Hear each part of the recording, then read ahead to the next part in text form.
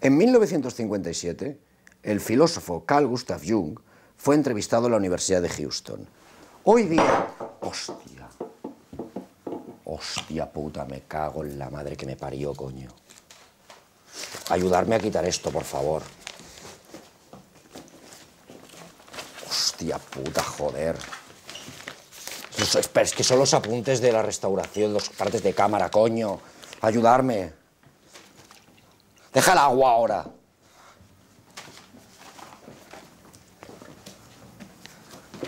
Tenéis que poner aquí ahora toda esta mierda.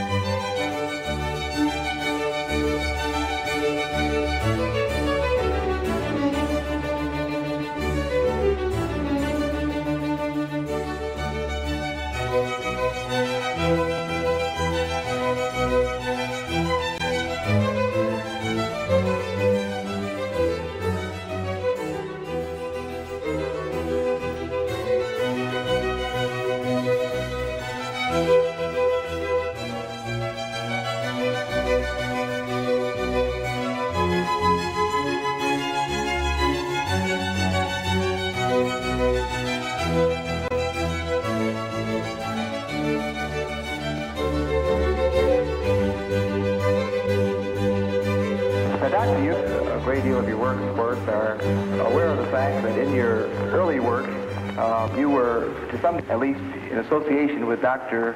Sigmund Freud. And I know it would be of great interest to many of us to hear a little bit about how you happened to hear of Dr. Freud and how you happened to become involved with some of his work and ideas. Well, as a matter of fact, it was in the year 1900, in December, soon after Freud's book about dream interpretation had come out, that I was asked by my chief, Professor Bleuler, to give a review of the book. I studied the book very attentively, and I didn't understand many things in it, which weren't clear at all to me. But from others parts, I got the impression that this man really knew what he was talking about. And I thought that this is certainly a masterpiece, full of future. Yeah. I had no idea then of ideas of my own. I was just it was just when I began my career as an assistant in the psychiatric clinic. And then I began with experimental psychology or psychopathology. I applied the experimental association method by Wood, and the same that has been applied in Grappelin's psychiatric clinic in Munich. And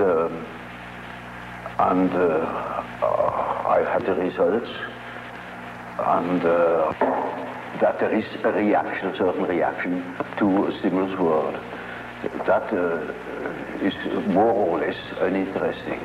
But the interesting thing is why people could not react to certain stimulus worlds, or in an entirely inadequate way.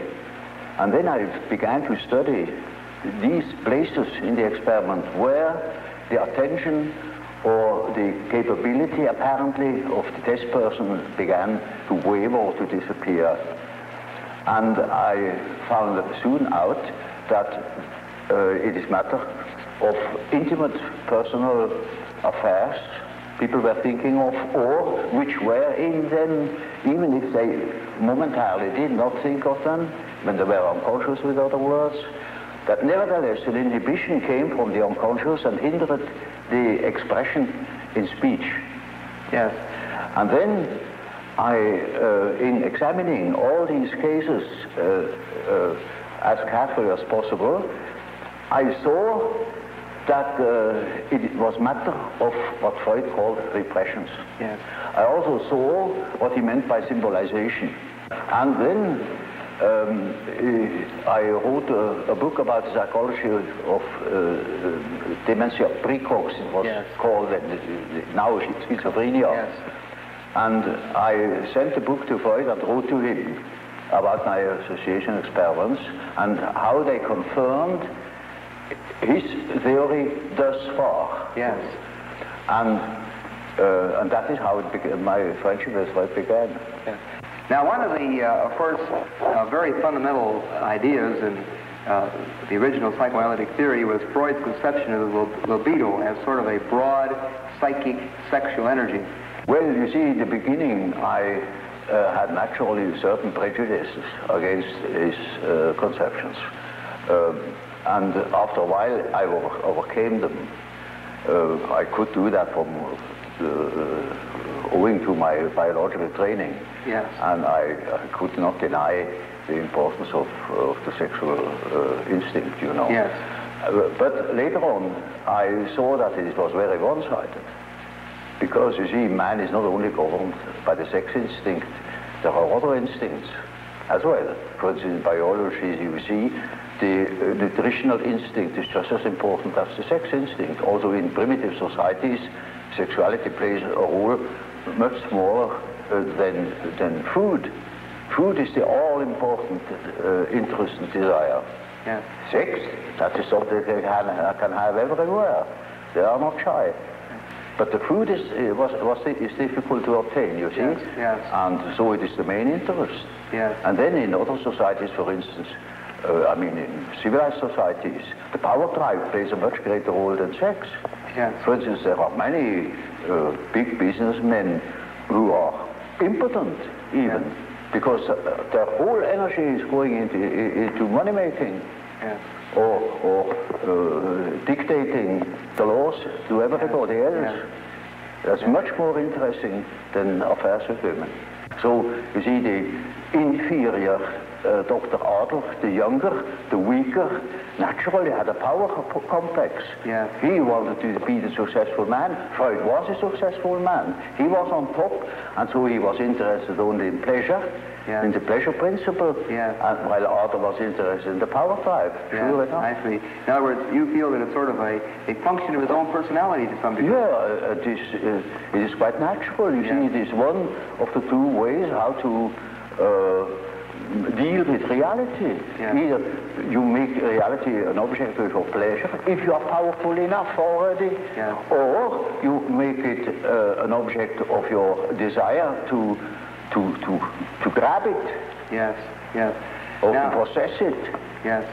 Now, of course, some observers have thought that perhaps the patients that Dr. Freud saw in Vienna of this period were often individuals who were repressed sexually. Oh, yes. And then perhaps that so many of these patients having been of this type, that this may have been one thing that sort of reinforced Dr. Freud's ideas. Well, it is certainly so that in the end of the Victorian age, there was a reaction going over the whole world against the taboos, the sex taboos, as one call them. One didn't understand anymore properly why or why not. And Freud belongs into that time, a sort of liberation of the mind of such taboos. The research comes to the question of the unconscious. There things become necessarily blurred, because the unconscious is something which is really unconscious. And so you have no object, you see nothing. No. You only can make inferences, you know. And so we have to create a model of this possible structure of the unconscious, because we can't see it. Now, you see, he came to the concept of the unconscious chiefly on the basis of the same experience I had made in the association experiment, namely that people reacted they said things, they did things without knowing that they did it or said it. Yes. And this is something you can observe experimentally in the association experiment, where people cannot remember afterwards what they did or what they said in the moment where a stimulus word hits the complex. Yes. With the reproduction, in the so-called reproduction experiment, you go through the whole list, and you will see that the memory fails where there was a complex reaction. Yeah. And that is the simple fact Freud has based his idea of the unconscious on, because that is what you can see time and again, that people, for instance, make a mistake in speech, or that they say something which they didn't mean to say, that just make ridiculous mistakes, you know. There are no end of stories, you know about how people can betray themselves by saying something they didn't mean to say at all, yet in the unconscious meant him to say that thing, just that thing. For instance, when you want to express your sympathy at a funeral, you go to somebody, you say, I congratulate you, you say, that's pretty painful, you know, but that happens, and it is true. Now, this is something that goes parallel now with the whole school of the Salpêtrière in Paris. There was Pierre Janet, who has worked out that side of the unconscious reactions quite particularly. Now, Freud refers very little to Pierre Janet. Well, I have studied with Pierre Janet in Paris, and he has formed my ideas very much. He was a first-class observer, though he had no dynamic theory about, no psychological theory. It was a sort of physiological theory of the unconscious phenomena as a so-called abaissement du niveau mental. That means a certain depotentiation of the tension of consciousness. It sinks below the level of consciousness and thus becomes unconscious. Now, that is Freud's view too. Only he says it sinks down because it is helped, it is repressed from above. Then that was my first point of difference with Freud.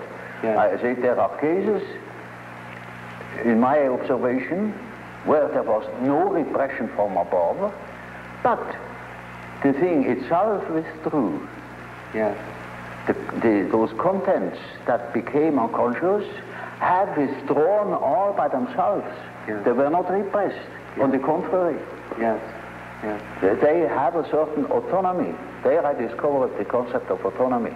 And that these contents that disappear have the power to move independently from my will. Either they appear when I want to say something definite, they interfere and say and speak themselves instead of what I wanted to say. Or they make me do something which I didn't want to do at all. Or they withdraw in the moment where I want to use them. They certainly disappear. One of the most extreme views that we have, or one of the very men that you knew around Dr. Freud, we mentioned a moment ago, Otto Rank. He spoke of the birth trauma. He said the actual trauma of being born would leave a very powerful impact on the ego and show itself throughout the life of the person. I should say this is very important for an ego, that it is born. Otherwise it wouldn't be. And it is highly traumatic, you know, when you fall out of heaven. But will you take literally Otto Rank's position of the birth trauma as having, you might say, a psychological effect? Don't you see, this is an event that happens to everybody that exists, that once has been born. So everybody is born, has undergone that trauma, so the word trauma has lost its meaning. I see. So, in other words, it is a general fact, of which you cannot say it is a trauma. Yes. It is just a fact. Yes, yes, I see. You see, because then you cannot observe psychology that hasn't been born. Yes. Only then you could say what the birth trauma is. Yeah. And then, until then you cannot even speak of such a thing. Yeah. It's just a lack of epistemology. Now, Dr. Jung, we've been talking about the early oral level, and as you pointed out, you want to look at it rather literally as sort of a hunger drive or a drive for nutrition. Now, another rather fundamental point in development of the ego, as the more or less orthodox psychoanalytic view follows, is that there is then, this is followed by another critical level, an anal level development. Well, one can use such terminology because it is a fact that children are exceedingly interested in all orifices of the body and they are doing all sorts of disgusting things, you know. Yeah. And sometimes this such a peculiarity keeps on into later life, you know. Yeah. It is quite astonishing what you can hear in that respect. Now, it is equally true that people who have such preferences also develop a peculiar character. In early childhood, a character is already there. You see, the child is not born tabula rasa, as one assumes. Yes. The child is born as a high complexity, Yes. with existing determinants Yes. that never waver through the whole life, and that give the child his character already in the earliest childhood. A mother recognizes an individuality of her child, and so if you observe carefully, you see the tremendous difference even in very small children. And these peculiarities express themselves in every way. So first, the peculiarities express themselves in all childish activities, in the way how it plays, in the things it is interested in. There are children who are tremendously interested in all moving things, and in movement chiefly. Yeah. All the things you see that affect the body. And so they are interested in what the eyes do, what the ears do, how far you can bore into the nose with your finger, you know. They will do the same with their anus. They will do with their whatever they please with their genitals, you know. These interests express themselves in a typically childish way in children, and later on they express themselves in other peculiarities, which are still the same, but it doesn't come from the fact that they once have done such a thing in childhood. Yeah. It is the character that is doing it. Yes. There is a definite inherited complexity, and if you want to know something about possible reasons, you must go to the parents. So in any case of a child's neurosis, I go back to the parents and see what there is going on, you know, because children have no psychology of their own, literally taken. They are so much in the mental atmosphere of the parents, so much en participation mystique with the parents. Yes. They are imbued by the paternal or maternal atmosphere, and they express these influences in their childish way. Yeah. So, for instance, a child, take for instance an illegitimate child, they are particularly exposed to environmental difficulties, for instance, the misfortune of the mother, etc., all the complications. And such a child will miss, for instance, a father. Yeah. Now, in order to compensate for it, it is just as if we were choosing or nominating a part of their body for a father instead of the father, and they develop, for instance, masturbation. Yeah. Yes. That is very often so with illegitimate children that they become terribly autoerotic. Yes. Even criminal. One of the central parts of the so-called psychosexual development in the more or less orthodox psychoanalytic theory is the so-called Oedipus complex. Yes, I believe the term complex was yours originally. Well, you see, that is just what I call an archetype. That is the first archetype Freud has discovered. The first and the only one. He thinks that this is the archetype. But of course, there are many such archetypes. You look at Greek mythology and you find any amount of them, or look at dreams and you find any amount of them.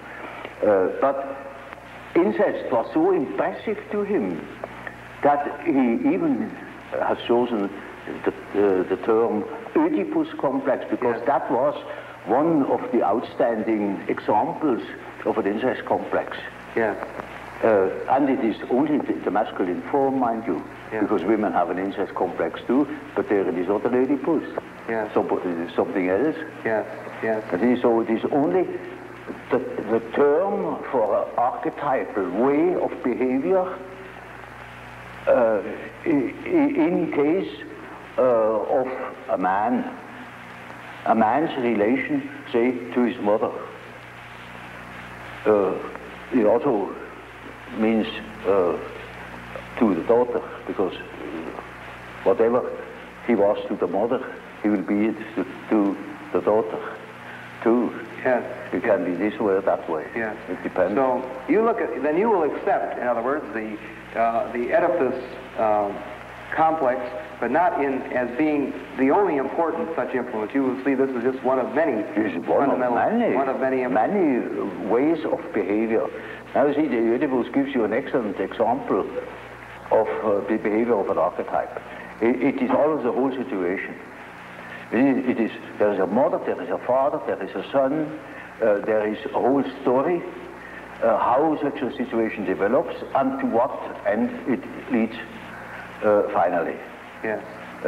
And that is an archetype. You see, an archetype always is a sort of abbreviated drama. Namely, it begins in such and such a way, it extends to such and such a complication, and it finds a solution in such and such a way. That is the usual form. As for instance, you take the instinct of building a nest with birds. Yes. In the way they build the nest, there is the beginning, the middle, and the end. Yes. It is built just to suffice for a certain number of young. So, you see, the end is already anticipated. And that's the reason why in the archetype itself there is no time. It is a timeless condition where beginning, middle, and end are just the same. They're all given in one. Yes. Now that is only a hint to what the archetype can do, you know, but that's a complicated question. Well, you know what a behavior pattern is. Yes. Now, the way in which, say, a weaver bird builds its nest, that is an inherited form in him. He will apply all certain symbiotic phenomena between insects and plants. They are inherited patterns of behavior. And so man has, of course, an inherited scheme of functioning. You see, his liver and his heart and all his organs and his brain will always function in a certain way, following its pattern. We only have a great difficulty of seeing it because we cannot compare. There are no other similar beings like man that are articulate and could give account of their functioning. If that were the case, we would know, I don't know what. But because we have no means of comparison, we are necessarily unconscious about our own conditions.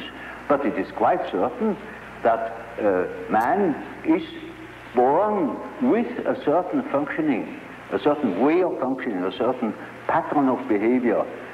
And that is expressed in the form of archetypal images or archetypal forms. For instance, the way in which a man should behave is given by an archetype. Yeah. And therefore, you see, the primitives tell such stories. A great deal of education goes through storytelling. Yes. For instance, they call in a palaver of the young men, and two older men perform before the eyes of the younger all the things they should not do. Yeah. And at the end they say, now that is exactly the thing you shall not do. Another way is they tell them of all the things they should not do. Yeah. And you, like the Decalogue, yes. Thou shalt not. Yes, yes. And that is always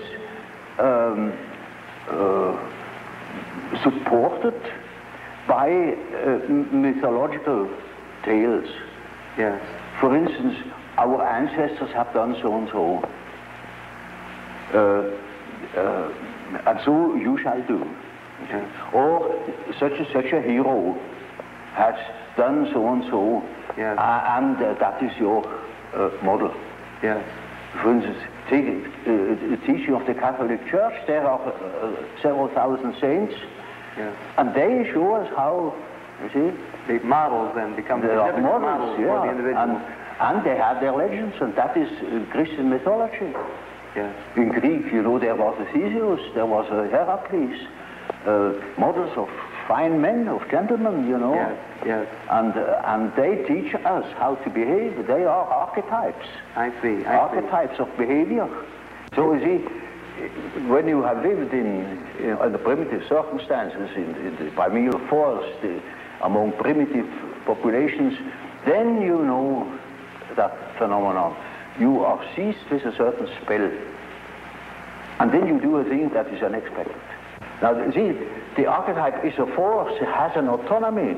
It can suddenly seize you. It is like a seizure. Yeah. So, for instance, falling in love at first sight, that is such a case. You see, you have a certain image in yourself, without knowing it, of the woman, of the woman. Yeah. Now you see that girl, or at least a good imitation of your type. Yeah. And instantly you get a seizure, and you're gone. Yeah. And afterwards you may discover that it was a hell of a mistake.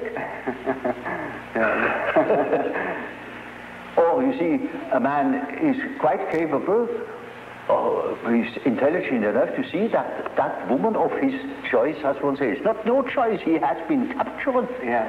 You know, he sees that she is no good at all, yeah. That she is a hell of a business. And he tells me so, and he said, for God's sake, doctor, help me to get rid of that woman. He can't. He's like clay in her fingers. And that is the archetype. That is so-called archetype of the anima. Yeah, yeah. He thinks it is all his soul. Well, you know, that is a bit complicated, you know. The anima is an archetype form expressing the fact that a man has a minority of feminine or female genes. Yeah. And that is something that doesn't disappear in him. That is constantly present. And it works as a female in a man. Therefore, already in the 16th century, the humanists have discovered that man has an anima. I see. And that each man carries his female with himself, they say it. Yeah. And so that is not a modern invention. Yes. So now you see, the same is the case with the animus. That is a masculine image in a woman's mind, which is not sometimes quite conscious, sometimes it is not conscious, but it is called into life the moment that woman meets a man who says the right things. I see. And then because he said it is all true, and he is the fellow. Yes. No matter what he is. Yes. So to infer something. Those are particularly well-founded archetypes. Yeah. Those two, and there you can lay hands on the basis, as it were, of the archetype. They are exceedingly well defined. Well, Dr. Jung, we have been discussing in some detail some of the factors in the development of the personality of the individual, and you have very kindly elaborated for us on some of your fundamental concepts. I wonder if you would mind telling us a little bit about how you construe this term, persona. Well, this is a practical concept we need in elucidating people's relation. I noticed with my patients, particularly with people that are in public life, that they have a certain way of presenting themselves. For instance, take the doctor. He has a certain way. For instance, he has good bedside manners, and he behaves as one expects a doctor behaves. He may even identify himself with it and believe that he is what he appears to be. Yeah. He must appear in a certain form, unless people don't believe that he is a doctor. And so when he's a professor, he's also supposed to behave in a certain way so that it is plausible that he is a professor, you know. So the persona is partially the result of the demands society has. And on the other side, it is a compromise with what one likes to be, or with what, or as one likes to appear. Say. Yeah. Take, for instance, a parson. He also has his particular manner, and as corresponding to the general expectation, and he behaves also in another way, combined with his persona that is forced upon him by society in such a way that also his fiction of himself, his idea about himself, is more or less portrayed or represented. So the persona is a certain complicated system of behavior which is partially dictated by society and partially dictated by the expectations or the wishes one nurses oneself. Yes. Now, this is not the real personality, in spite of the fact that people will assure you that that is all quite real and quite honest, yet it is not. Yes. Now, such a performance, or say, the performance of the persona is quite all right, as long as you know that you are not identical with the way in which you appear. Yes. But if you are unconscious of this fact, then you get into sometimes very disagreeable conflicts. Namely, people can't help noticing that at home, for instance, you are quite different from what you appear to be in public. Yeah. And people who don't know it stumble over it in the end. They deny that they are like that, but they are like that. They are it. And then you don't know, now, which is the real man? Yes, yes. Is he the man as he is at home or in intimate relations, or is he the man that appears in public? It is a question of Jekyll and Hyde. Yes. Often.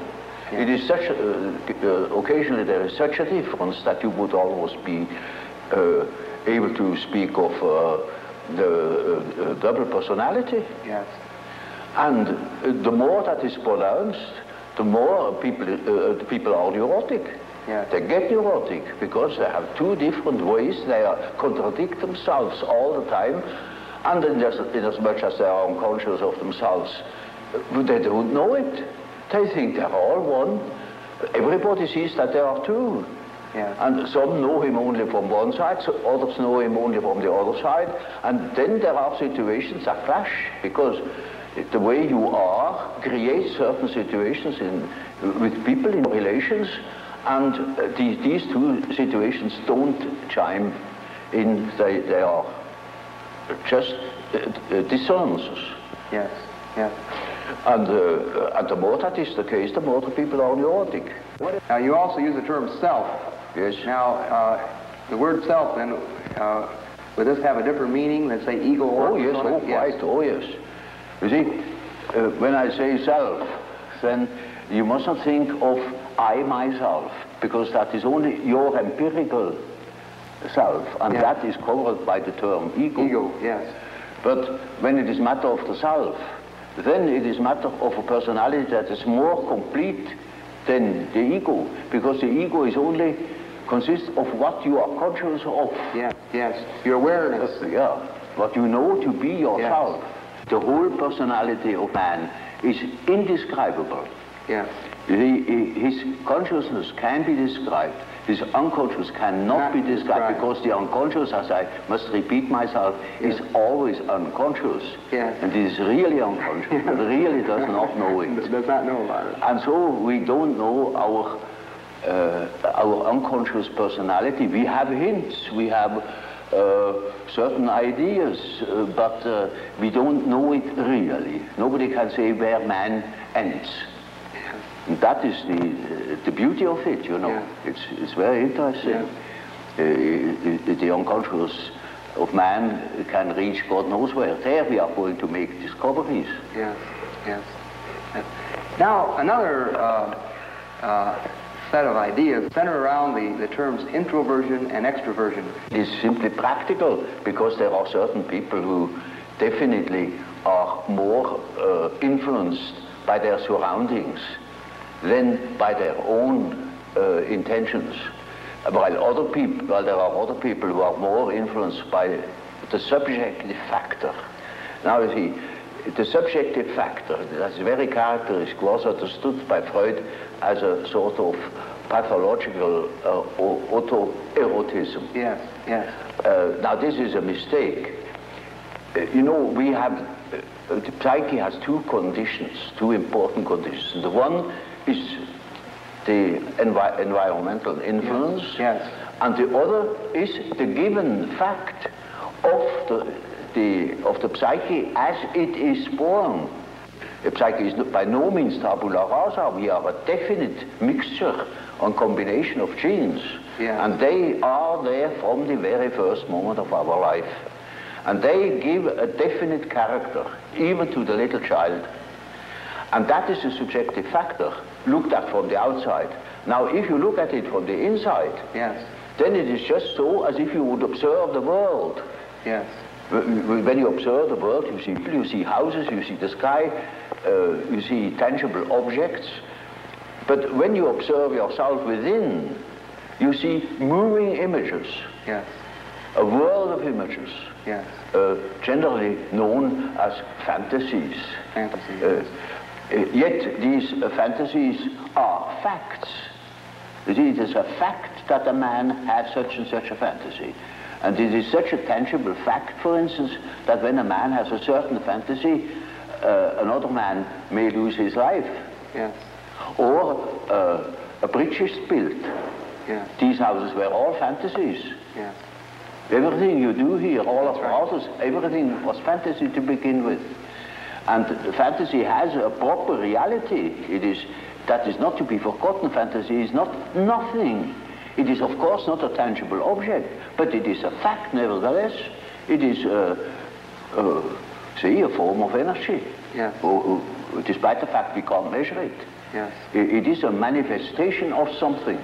Yes. And that is a reality. That is just a reality as, for instance, the peace treaty of Versailles or something like that. Yes. It is no more. You can't show it. Yes. But it has been a fact. Yes. Yes. And so the psychical events are facts, are realities.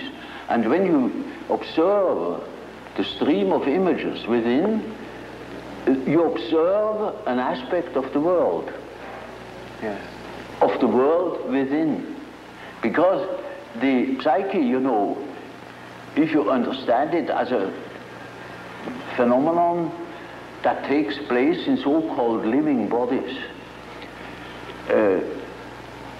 then it is a quality of matter. As our body consists of matter, we discovered that this matter has another aspect, namely a psychic aspect. Yes, yes. And so it is simply the world from within, seen from within. Yes. It is just as if we were seeing into another aspect of matter. And so, you see, the man who is going by the external world, by the influences of the external world, say society or perceptions, sense perceptions, thinks that he is more valid, you know, because this is valid, this is real. And the man who goes by the subjective factor is not valid because subjective factor is nothing. Yeah. No, that man is just as well based, because he is bases himself upon the world from within. Yeah. And so he is quite right, even if he says, oh, there is nothing but my fantasy, you know. Yeah. And of course that is the introvert. And as the introvert is always afraid of the external world, he will tell you, when you ask him, he will be apologetic about it. Yeah. He will say, of course, yes, I know only my fantasies. And he has always a resentment. And as the world in general, particularly America, is extroverted like hell, the introvert has no place. Yeah. Yeah. Because he doesn't know that he beholds the world from within. Yeah. And that gives him dignity, and that gives him certainty, because it is, nowadays particularly, the world hangs on a thin thread. Yeah. And that is the psyche of man. Yeah. Assume that certain fellows in Moscow lose their nerve or their common sense for a bit, and the whole world is in fire and flames. Yeah, yeah. You see? It is, nowadays we are not threatened by elementary catastrophes. There is no such thing as an H-bomb. Yeah. That is all man's doing. Yeah. We are the great danger. The psyche is the great danger. Yeah. What if something goes wrong with the psyche? Yeah. Yeah. You see? And so you see, it is demonstrated to us in our days what the power of the psyche is of man, how important it is to know something about it, but we know nothing about it. Nobody would give credit to the idea that the psychical processes of the ordinary man have any importance whatever. One thinks, oh, he has just what he has in his head. It is all from his surrounding. He's taught such a thing, believes such a thing. And particularly if he's well housed and well fed, then he has no ideas at all. Yeah. And that's the great mistake. Yeah. Because he is just that as which he is born, and he is not born as tabula rasa, but as a reality. Would you perceive the world being made up of only people or extreme introverts and people that are extreme extroverts? Well, you know, Bismarck once said,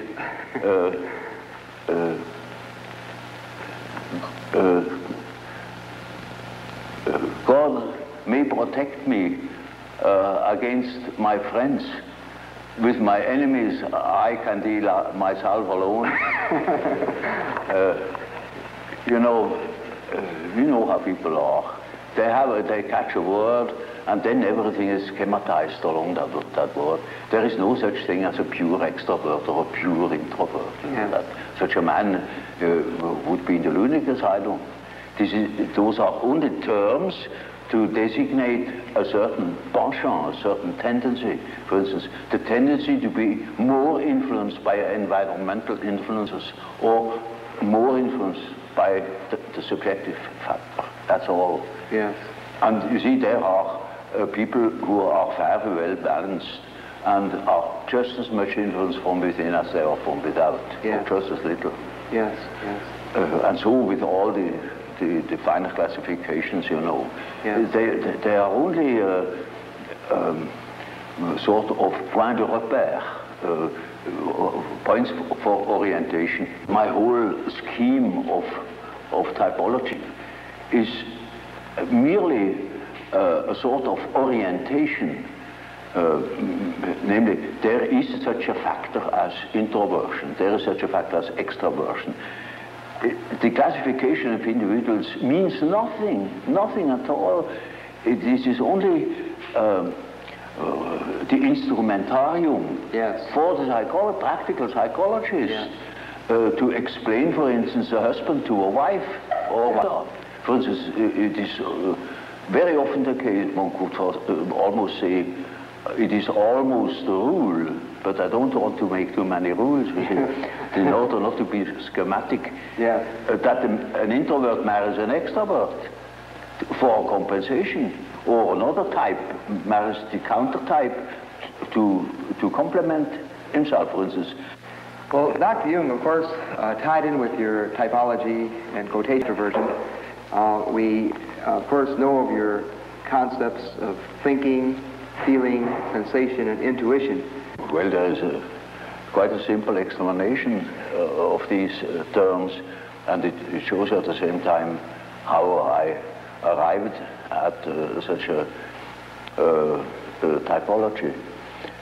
Namely, sensation tells you that there is something.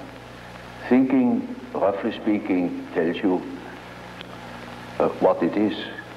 Feeling tells you whether it is agreeable or not, to be accepted or not, accepted or rejected. Yes. And intuition, now there is a difficulty. Yes. You don't know ordinarily how intuition works. So when a man has a hunch, you can't tell exactly who he got at that hunch, or where that hunch comes from. It is something funny about intuition. I will tell you a little story. I had two patients. The man was a sensation type, and the woman was an intuitive type. Of course, they felt attraction. And so they took a little boat and went out to the Lake of Zurich. And there were those birds that dive after fish, you know. Yeah. And then after a certain time they come up again, and you can't tell where they come up. And so they began to bet who was the first to see the bird. Now, you would think that the one who observes reality very carefully, the sensation type, would of course win out. Yeah. Not at all. The woman won the bet completely. Yeah. She was beating him on all points. Yeah. Because by intuition she knew it before. I see. Now, how is that possible? Yeah. Well, sometimes, you know, you can really find out how it works by finding the intermediate links. You see, it is a perception by intermediate links, and you only get the result of that whole chain of associations. Yes. Sometimes you succeed in finding out, but more often you don't. So my definition is, intuition is a perception by ways or means of the unconscious. Yes. That is as near as I can get. This is a very important function, because when you live under primitive conditions, a lot of unpredictable things are likely to happen. Yes. And there you need your intuition, because you cannot possibly tell by your perceptions, by your sense perceptions, what there is going to happen. For example, more specifically, what would be an example or a difference between an intuitive extrovert and an intuitive introvert? Well, you know, you have chosen a somewhat difficult case, you know, because one of the most difficult types is the intuitive introvert. Yeah, you know. I have. The intuitive extrovert you find among hunters, bankers, gamblers. Yes. well, that is quite understandable. Yeah. But the introvert the introverted variety is more difficult because he has intuitions as to the subjective factor, namely the inner world. Yes. And of course that is now very difficult to understand because what he sees are most uncommon things, and he doesn't like to talk of them. Yeah. If he's not a fool, because he would spoil his own game by telling what he sees, because people won't understand it. Yeah. For instance, once I had a patient, a young woman, about 27 or 8, and her first words were, when I had seated her, she said, "You know, doctor, I come to you because I have a snake in my abdomen." I said, "What?" She said, "Yes, a snake, a black snake, coiled up right in the bottom of my abdomen." And I must have made a rather bewildered face at her. And she said, "You know, I don't mean it literally, but I should say it was a snake. It was a snake." You see? Now, you see, our further conversation a little later was that she said, that was about in the middle of our treatment that only lasted for 10 consultations. She had foretold me, "I come 10 times, and then it's all right." I said, "How do you know?" "Oh, I got a hunch," she said. Yeah. And really, about the 5th or 6th hour, she said, "Doctor, I must tell you, the snake has risen. It is now about here." Hunch. And then on the 10th day, I said, "Now, this is our last hour, and do you feel cured?" And she said, beaming, she said, "You know, this morning, it came up and came out of my mouth, and the head was golden." And those were her last words. Now,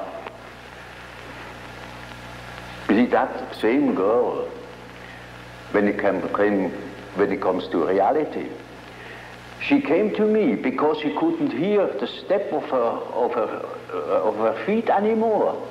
Yeah. Because she walked on air. Yeah. Literally. Yeah. She couldn't hear it, and that frightened her. And when she came to me, I asked her for her address. And then she said, "Oh, pension so-and-so. Well, it is not just called pension, but it is a sort of pension. And it is, I never had heard of it." Yeah. And I said, "Now, I'm curious, I never have heard of that place." "Well, it's a very nice place," he said. You're curious enough, there are only young girls there, very nice and very lively young girls. And they have a merry time. I often wish they would invite me to their merry evenings.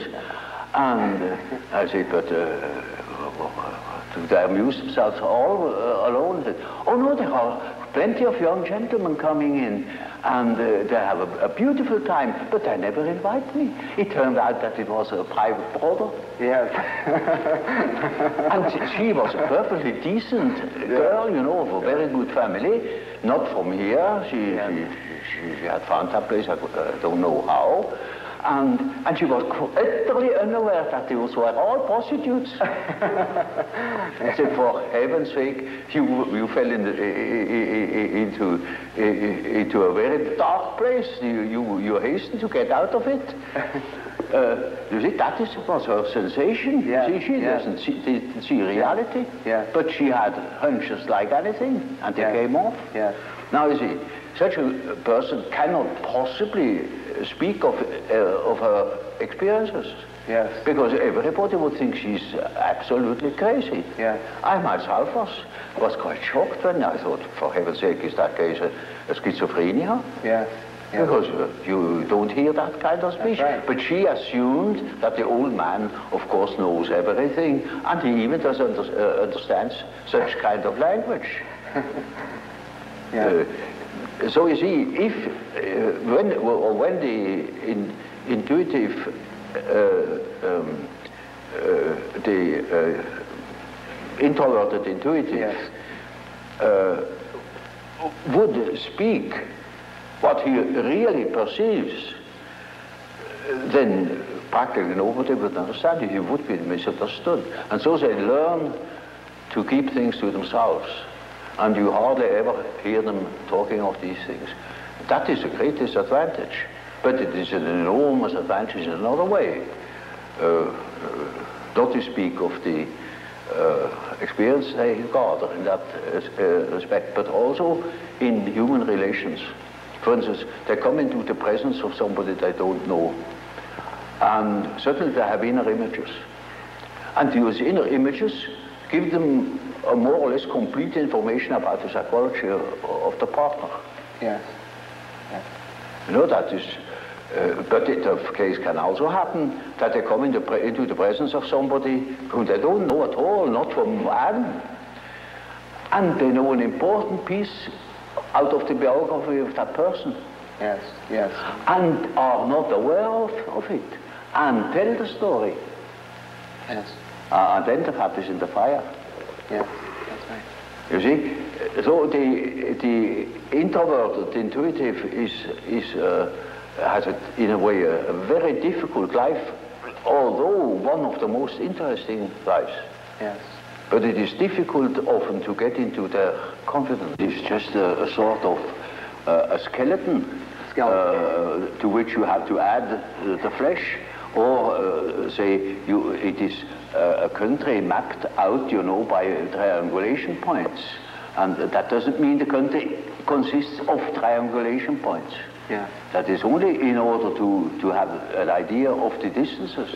Yes. And so it is a means to an end. It only makes sense, such a scheme, when you deal with practical cases. Well, I told you that case of that intuitive girl, who certainly came out with the statement that she had a black snake in the bed. Yeah. Well, now, that is a collective symbol. That is not an individual fantasy. That is a collective fantasy. Collective, yeah. That is well known in India. Yeah. For instance, she has nothing to do with India, but we have it too. It was generally human. Yeah. But it's entirely unknown. So that I even in the first moment thought, perhaps she's crazy. Yeah. But she was only highly intuitive. Yeah. It is in India known. It is the basis of a whole philosophical system of Tantrism. Yeah. This is Kundalini. The Kundalini serpent. I see. You see? And that is something known to some few specialists. Yeah. Generally, it's not known that we have a serpent in the abdomen. Yeah. But that is a collective, you see, that is a collective dream, or a collective fantasy. Yeah. It may be, you know, that what the unconscious has to say is so disagreeable that one prefers not to listen. Yeah. And in most cases, people would be probably less neurotic if they could admit the things. Because these things are always a bit difficult or disagreeable or inconvenient or something of the sort. So there is always a certain amount of repression, but that is not the main thing. Not the main thing is that they are really unconscious. Yes. And you see, if you are unconscious about certain things that ought to be conscious, then you are dissociated. I see. And then you are a man whose left hand never knows what the right is doing. And counteracts or interferes with the right hand. Now such a man is hampered all over the place. Then we have the problem. That is the problem for an intellectual man. And then I say, now, you see, you don't know, you have no answer. I have no answer. Now what are we going to do? I say, now we must see what you dream. Because the dream is a manifestation of the unconscious side. Now he never has heard of the unconscious side. So I must explain to him that he has an unconscious, and that the dream is a manifestation of it, and if we succeed in analyzing the dream, we might get an idea about that power that makes him think like that. I see. In treatment, for instance, in the treatment of neurosis, you have to do with that personal unconscious for quite a while. And then only dreams come that show that the collective unconscious is touched upon. Now, as long as there is material for personal nature, you have to deal with the personal unconscious. But when you get to,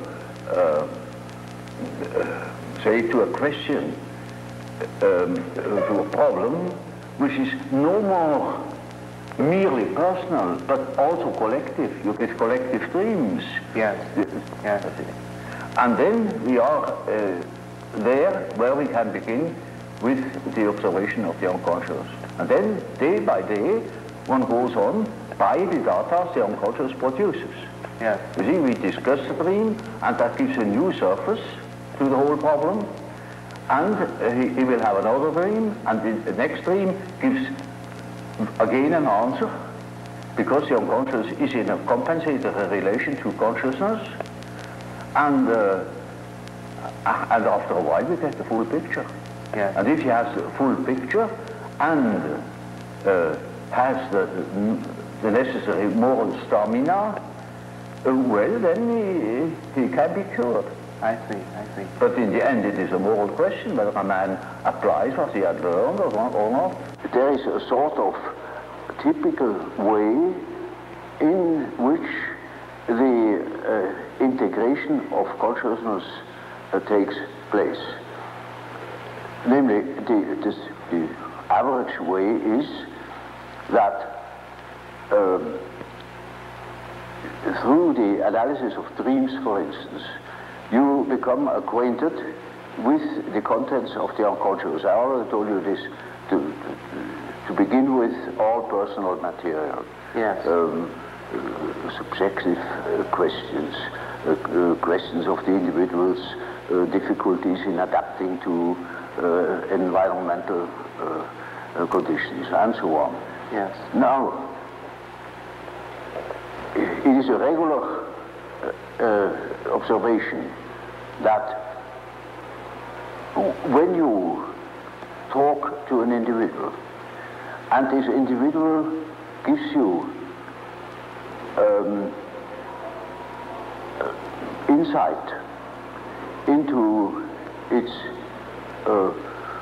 inner preoccupations, interests, emotions, in other words, hands over his personal complexes, then you get slowly and nilly-willy into the situation of a sort of authority, a point of, you become a point of reference. You know you are in possession of all the important items in a person's development. I remember, for instance, I analyzed a very well-known American politician, and he told me, oh, any amount of the secrets of his trade. And suddenly he jumped up and said, by God, what have I done? You know, you get $1 million for what I have told you now. And I said, well, I'm not interested. You can sleep in peace, I shall not betray you. I'll forget it within a fortnight. Now, you see, that shows that the things people hand out are not merely indifferent things.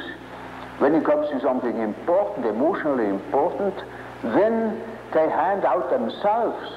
They hand out a big emotional value, as if they were handing over a large sum, as if they were trusting you with the administration of their estate. And they're entirely in your hands. Often, you know, I hear things that could ruin those people utterly if it's publicly known. Or it would give me, if I should have any blackmailing tendencies, unlimited power to blackmail them. Now, you see, that creates an emotional relationship to the analyst. And that is what Freud called the transference. Yes. Which is a central problem of analytic psychology.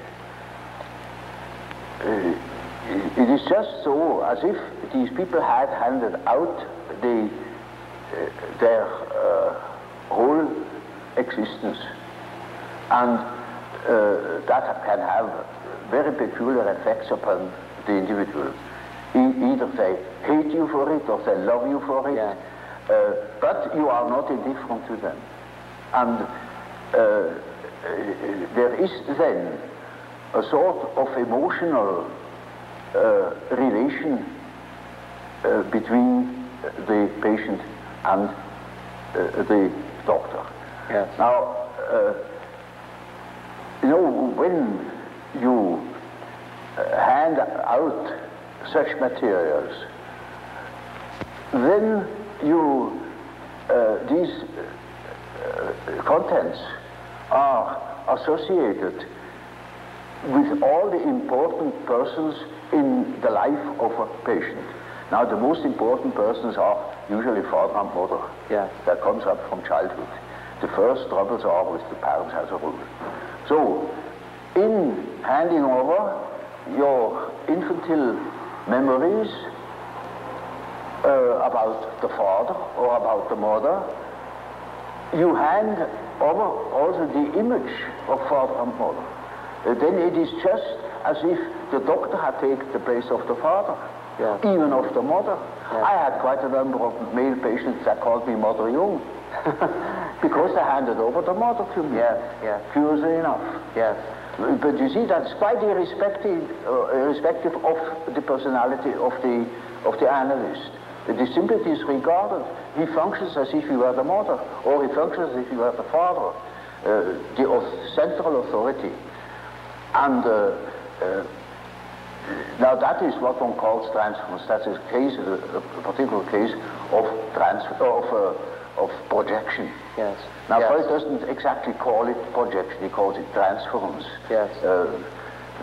That is an allusion to the old and superstitious idea of handing over a disease, Yeah. transferring a disease upon an animal, or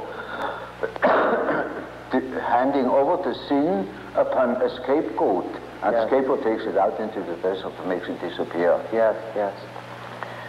So they hand over themselves in the hope that I can swallow that stuff and digest it for them.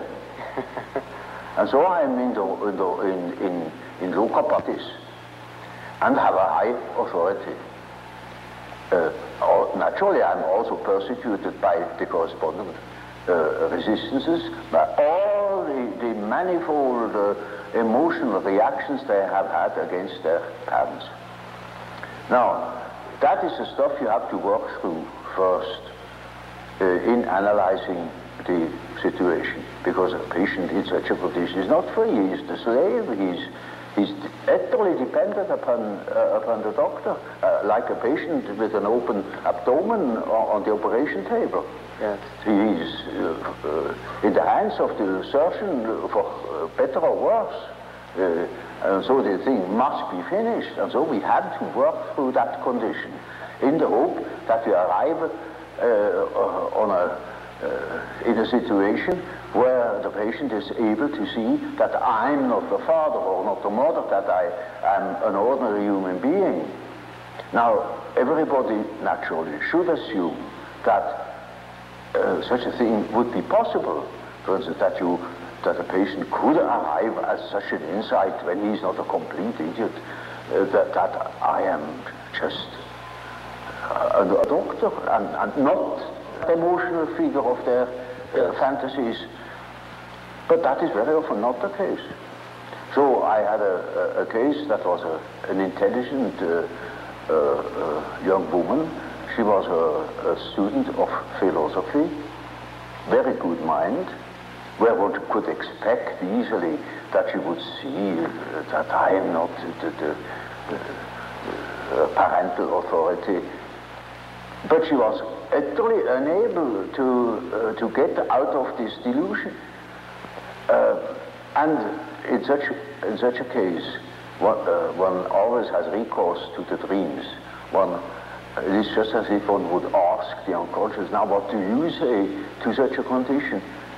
You see, she says of the unconscious, of course I know you are not my father, but I just feel like that, it is like that, I depend upon you. And I say, now we will see what the unconscious says. Now the unconscious produced dreams in which I really assumed a very curious role. You know, she was a little infant, she was sitting on my knees, I held her in my arms, I was a very tender father to the little girl, you know, and more, her dreams became emphatic in that respect, namely that I was a sort of giant, and she is a very little, frail human thing, you know, and quite a little girl in the hands of an enormous being. And the last dream of that series was, I cannot tell you all the dreams, was that it was out in nature. I stood in a field of wheat, an enormous field of wheat that was ripe for harvest. And I was a giant. And I held her in my arm like a baby. And the wind was blowing over that field of wheat. Now you know, when the wind is blowing over wheat field, these waves in the wheat field. Yes. And with these waves, I swayed like that, putting her as if it were to sleep, you know. And she felt as being in the arms of the Godhead. And I thought, now the harvest is ripe. Yes. And I must tell her.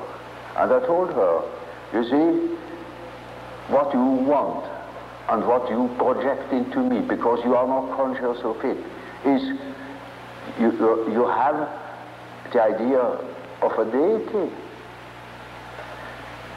You don't possess. Therefore you see it in me. Yes. That clicked. Because, you know, she had a rather intense religious education. Of course, it all vanished later on. Yeah. And something disappeared from her world. Her world became merely personal, and that religious conception of the world was non-existent, apparently. But you see, the idea of a deity is not an intellectual idea. It is an archetype. It's an archetypal idea. Therefore, you find it practically everywhere under this or another name. You know, even if it has the name mana, it is an all-powerful, extraordinary effect or quality, even if it's not personal at all. And so she suddenly became aware of an entirely heathenish image. Yes. That comes fresh from the archetype. She had not the idea of a Christian God or of an Old Testament Yahweh. It was a heathenish God, you see, a God of nature, of vegetation. He was the wheat himself, he is the spirit of the wheat, the spirit of the wind. And she was in the arms of that Newman. No. Now, that is the living experience of an archetype. Now, that made a tremendous impression upon that girl, and instantly it clicked. She saw what she really was missing, that missing value, that was in the form of a projection in myself and made myself indispensable to her. Yes. And then she saw it is not indispensable, because it is, as the dream says, she is in the arms of that archetypal idea. Now that is a luminous experience, you see. And that is the thing that people are looking for. Yes. An archetypal experience that gives them an incorruptible value, and that is a sort of liberation. Yes. And that is, of course, makes her complete, you know. Inasmuch as she can realize such a luminous experience, she is able to continue her path, her way, her individuation. The acorn can become an oak and not a donkey. Nature will take her course. She will become that which she is from the beginning. Now, we think we are able to be born today and to live in no myth, without history. That is a disease. That's absolutely abnormal, because man is not born every day. He's once born in a specific historical setting with the specific historical qualities, and therefore he is only complete when he has a relation to these things. It's just as if you were born without eyes and ears, when you are growing up with no connection with the past. From the standpoint of natural science, you need no connection with the past. You can wipe it out. Yes, yes. And that is a mutilation of the human being. Now I saw, through my practical experience, that this kind of proceeding had a most extraordinary therapeutical effect. And so you see, in our days, we have such and such view of the world, such and such a philosophy, but in the unconscious we have a different one. And that we can see through the example of the alchemistic philosophy that behaves towards the medieval consciousness exactly like the unconscious behaves to ourselves. And we can construct or even predict our the unconscious of our days when we know what it has been yesterday. Now that is, with a few words, the development of my ideas.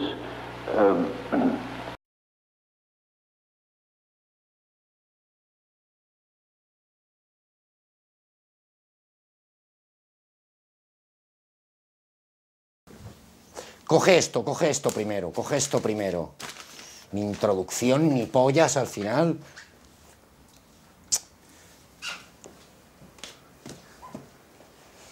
A ver, por favor, ¿puede venir alguien? Esto está llenado de agua, hostia puta.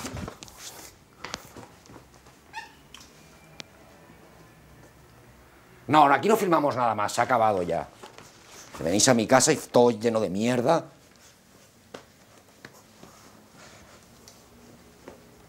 Vale, ya está, tomar por culo, se ha acabado.